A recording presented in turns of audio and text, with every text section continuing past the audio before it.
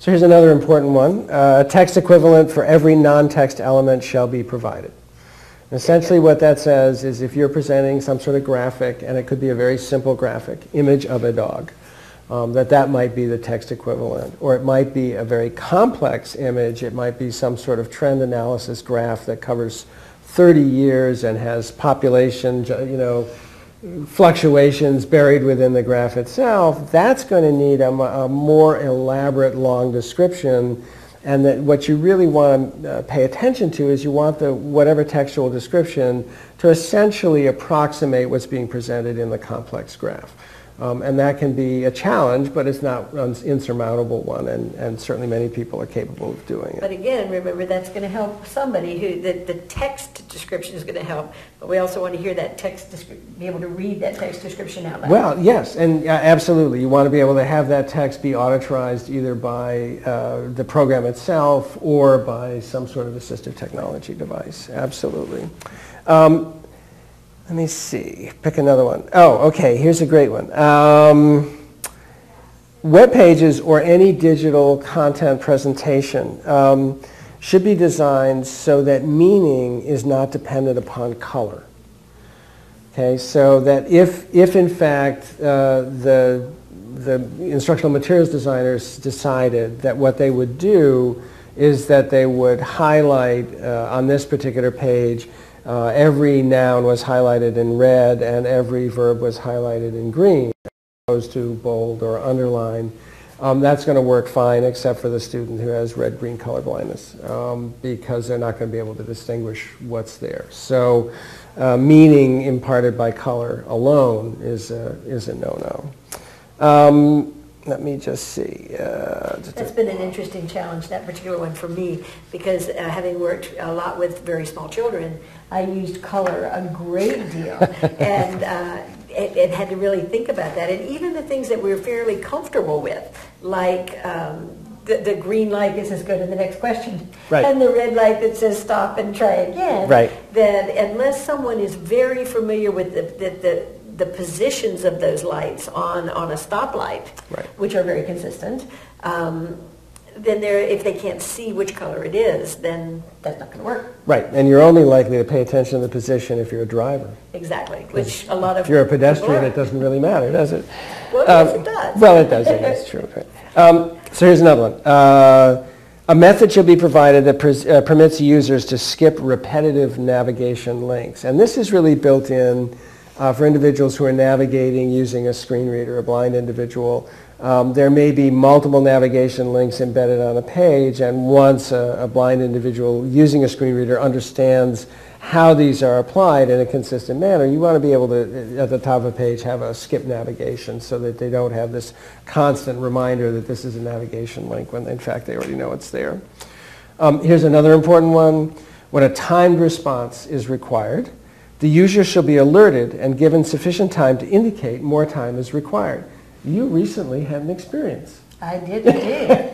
I had an experience with exactly this. I was entering some text and was called away and came back to continue to enter my text, which I did, and then all of a sudden everything disappeared, and I had really worked hard on my response, and I think about, and I was really upset, and the reason we're laughing is because all of us in this room got a chance to witness my upsetness. But think about this: if your curriculum, if I'm a student and I'm interacting with this curriculum, and I have worked quite hard on my elegant response, which is going to get me an A, then I don't want that to go away. So not only should I be warned about the time, but there should also be flexibility within the system itself that enables an ability to just simply lengthen that time, not necessarily by every student, but by the teacher or the technology person or whomever is moderating that. One of the built-in option should include some.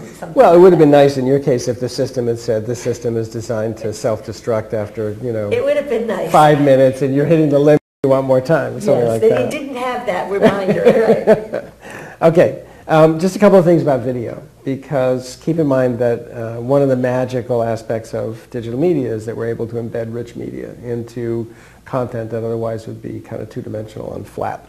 So one of the aspects of the VPAT says, all training in information, video, and multimedia productions which support the agency's mission, regardless of format, that contain speech or other audio information necessary for the comprehension of content shall be open or closed captioned.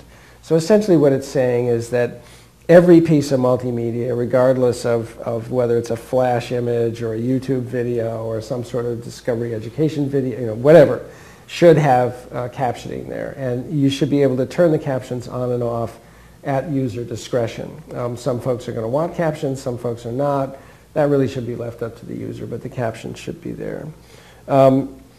And then the same, beyond that, Joy had mentioned video description, and this really has to do with some sort of description of what's actually happening in the video or the multimedia, because in some cases the video or the multimedia is actually describing a sequence of events that's really critical to track, because there's a dependency of one activity upon the activity that came previously, and it's only being rendered through some sort of animation. So this is saying that, again, in that circumstance, that the content should be described in some sort of audio manner. That the bucket is now filling with water. When it gets to the top, it's going to tip over, and that water will, slide down a sluice into the next bucket. Something like that, so that a non-sighted user can get the same information. Yeah, and it's also usually done in a slightly different tone than whatever audio track. Or a different voice. Or a different voice.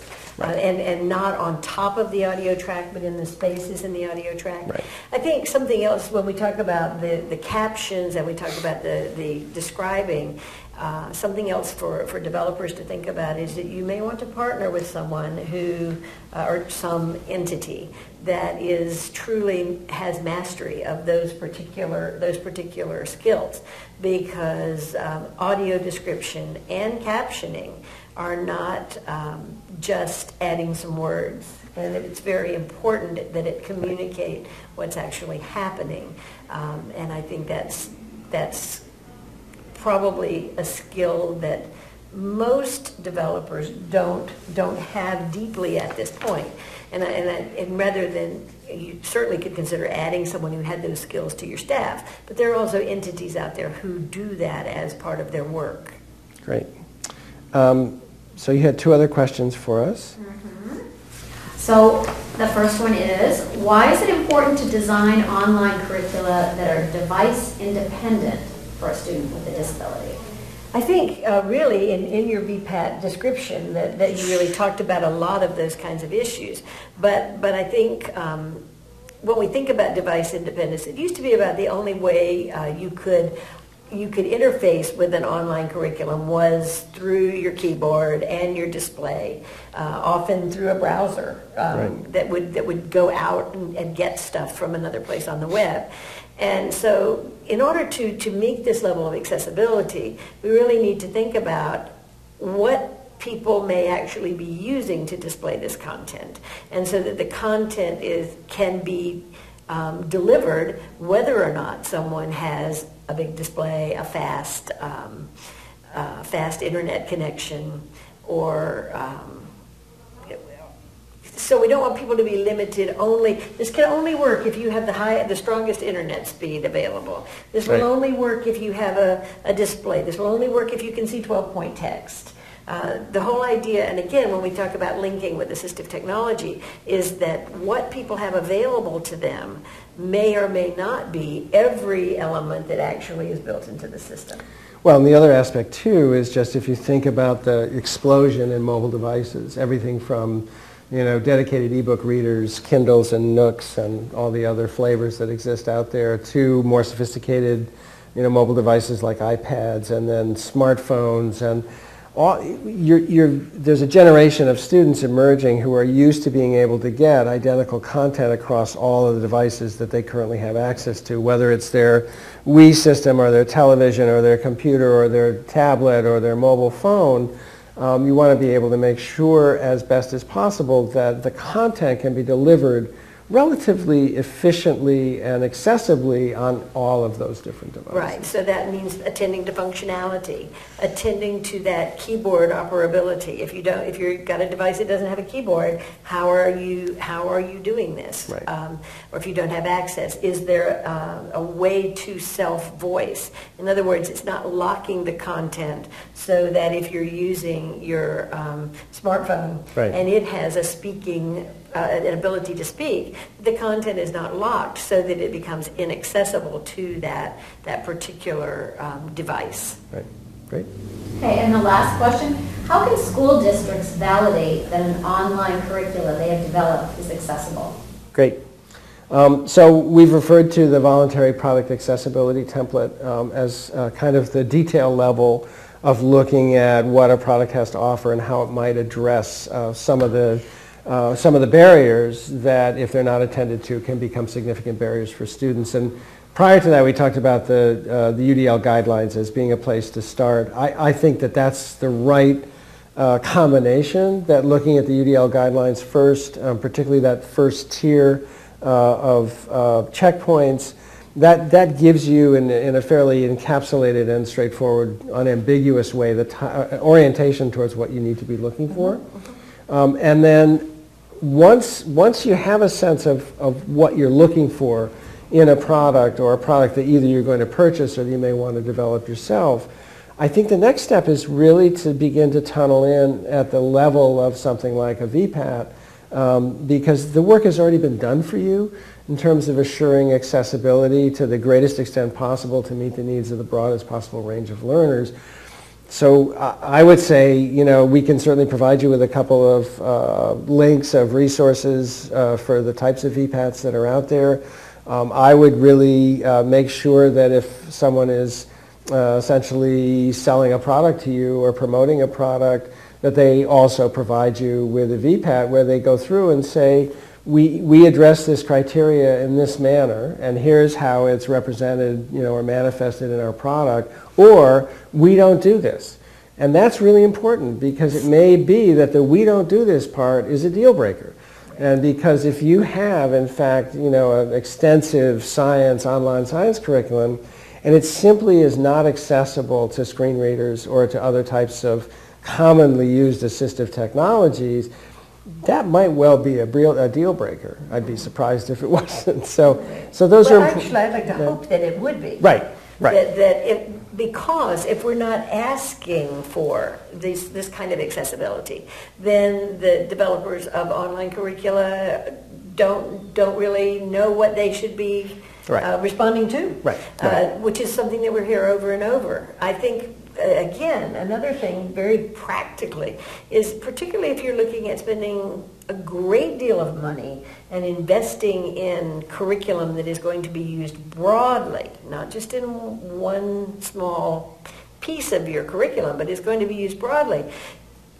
As you're thinking about your possibilities, make sure that you have some of your students who are going to be needing to access this curriculum in a somewhat different way. What about students who are speaking another language? What about students who have mobility issues and fine motor issues? What about students who are blind, who are deaf?